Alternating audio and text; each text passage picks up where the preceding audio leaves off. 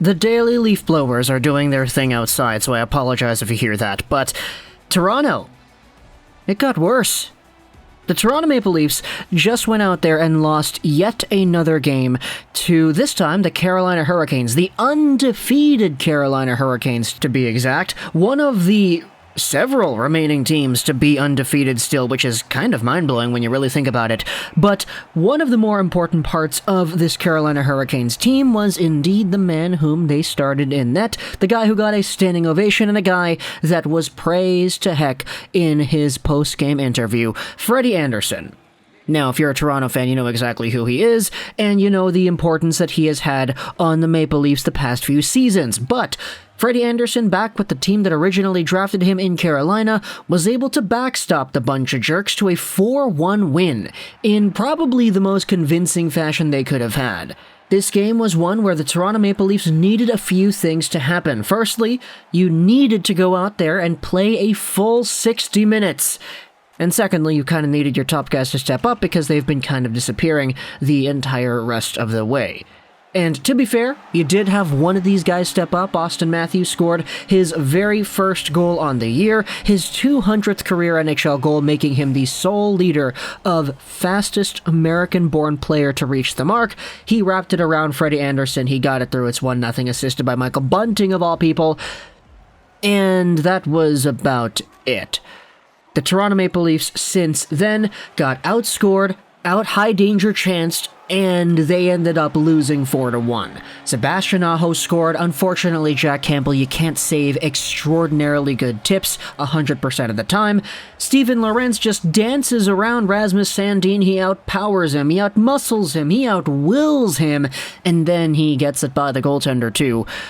Yeah, that's an ugly one for Jack Campbell to give up, but the fact that that shot even got through in the first place in and of itself could have been seen as a problem. And then you had yourselves Nino Niederreiter, who was able to get on the board as well. This one was not a good one if you're a Toronto fan, as Mitch Marner is the guy who ultimately gets dangled. Teams are starting to do this now. They're seeing, okay, Marner's on my forecheck. I'm just gonna make a little fancy move and get right by him, and it works. It works here. It leads to a goal. Nino Niederreiter makes it 3-1, and then Andrei Svechnikov gets the third period empty net goal. That's pretty much it. That was the game, and it was a big loss for Toronto once again. And you could see Sheldon Keefe as he looked into the Jumbotron when the empty net went in. The guy looked like a sad puppy. He had that look in his eyes that said, man, I just don't know what to do. And then we had ourselves the post-game comments. I'm pretty sure you've seen them all already. Oh, we've left this game a better team. We had good chances. We had this. We had that. And it's tough, you know, as a guy who makes YouTube videos over here who has talked about this team before, I talked about them a few days ago, to try to offer anything new to the conversation. You know, it's tough because this is a story we have seen time in and time out, and it's one that's not getting any better. And the fact that we're still living this story, the fact that we still haven't had any production from Marner, the fact that Matthews scored a goal and the Maple Leafs just disappeared after the first period, the fact that we're still seeing this is the problem, and it's why it's getting worse. The Maple Leafs' ability to sustain a full 60-minute effort, it hasn't been there in a long time. Furthermore, their ability to adapt and convert has not been there either. Even though this was a 4-1 hockey game, and it's one that a lot of Leafs fans would say was a bad Maple Leafs game, all the advanced analytics, as we highlighted in the previous video, are pretty good for Toronto. Possession time, puck possession time, offensive chances and all that, they were all either tied, close to being tied, or a slight Toronto edge. Toronto is getting those chances. It's just the same problems that led to Montreal eliminating Toronto in 7 games last season are still there. You want to know what those problems are? It's the same thing everybody's been highlighting about this team. They're getting chances, yes. They're getting looks, yes. But they are so reliant on their cycling game and their ability to precisely snipe it or pass it for a cross-seam perfect pass. They are not going out there and forcing goals to go their way. And other teams notice that. The Montreal Canadiens in games 5, 6, and 7 noticed that the Maple Leafs were just trying to get too fancy, and they were just like, okay, we're going to lay back. we're going to let Toronto cycle the puck in our zone. We're going to let them pass it around. We're going to let them go back to the point and down into the corner and back to the point and down into the corner and then to the other corner and then back to the other point and then up top. We're going to let them do that because we know that when this team gets a pure, unfiltered, just regular opportunity to throw to the goal, Carey Price is going to make that save, we'll take the rebound, and we'll force our style of hockey instead. We're going to force these guys into a corner, we're going to beat these guys down, and we're going to make it so that they have a tough time capitalizing on their chances. And lo and behold, it worked. They just had to wait for Toronto to mess up once or twice, then they'd steal, then they'd come back, and they'd score the other way. And don't get me wrong, it's not like I'm trying to reduce the Maple Leafs' struggles as of late to 1 or 2 sentences, but it takes a certain type of team to be able to, A, continue performing in that style, and B, to combat that style.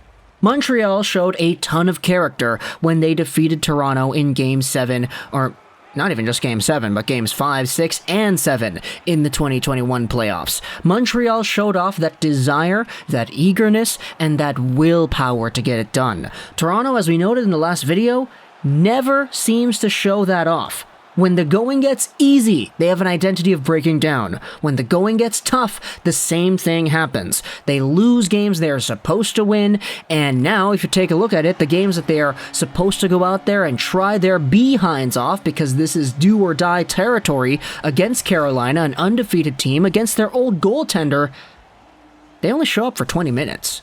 Like, the team shows up in the offensive zone, they have possession time, they have pucks on their sticks and shots to the goal, etc., but they just don't have that oomph behind anything that they do. And now you have to ask yourself, okay, well, is this a Sheldon Keefe problem? Is this a player's problem? Is this a personnel problem? What's the problem? Because it's been 7 games, I get that. The season is only less than 10% of the way done or something like that. But the way the Leafs have been treating their fan base, the way the Leafs have been playing their hockey, this isn't just Game 7. This is Game 7 of, like, year whatever it is in the Matthews era, year whatever it is having Marner on this team, year whatever it is having Morgan Rielly and all these guys. This is the final year of Morgan Rielly, and I'm like 99.999% sure of that. Jack Campbell is not going to be here next year. Austin Matthews, what happens when that guy's contract expires? Is he going to want to stick around? Mitch Marner is getting paid the highest bridge deal ever signed in NHL history or something like that. Guess what? That guy hasn't produced either. He's getting outworked. He's getting deked out on plays that lead to goals. And now, you take a look at this team, you ask yourself about those Stanley Cup habits that Sheldon Keefe was talking about in the Amazon series. You see this team's demeanor, you see this team's on-ice personality, and you ask yourself, does this team have that?